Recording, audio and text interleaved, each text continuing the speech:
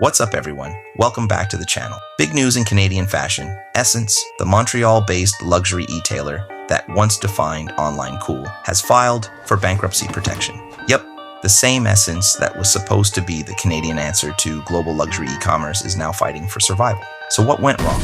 Let's break it down. SSENSE told employees they are filing under Canada's Companies Creditors Arrangement Act. Basically, that's bankruptcy protection that lets them restructure and keep control of their assets.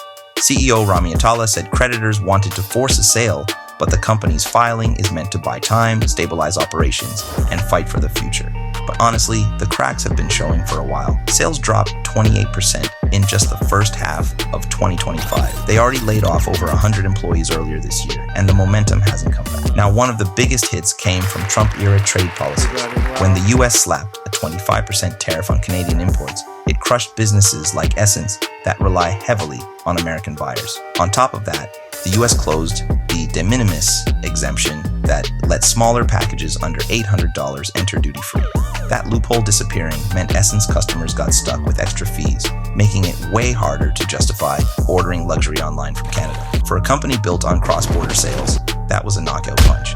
But tariffs aren't the only story. The entire luxury market has been cooling off. Younger consumers aren't as willing to buy into the myth of luxury anymore. They see the stories of so-called handcrafted products actually being mass-produced under shady conditions, even slave labor. And they're calling BS. They're also more careful with money, especially when wages and inflation don't match the price hikes on luxury goods. That disconnect has hit SSENSE's younger, aspirational customer base hard, and here's where it really stings. SSENSE branded itself as Canadian, but was rarely known for supporting Canadian designers. Out of its massive inventory, only a handful of names were local.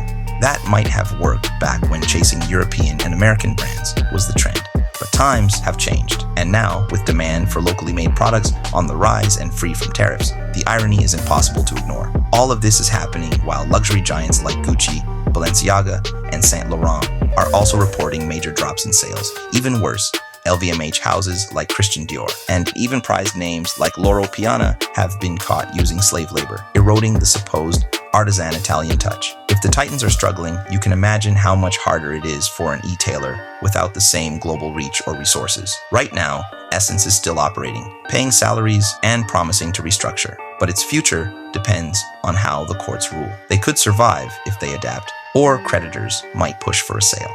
Either way, this is a turning point. Unless SSENSE returns to what once made it stand out, innovation, cultural edge, and dare I say, a stronger commitment to homegrown Canadian designers, it risks becoming just another cautionary tale. So what do you think? Is this the end of SSENSE, or can they bounce back?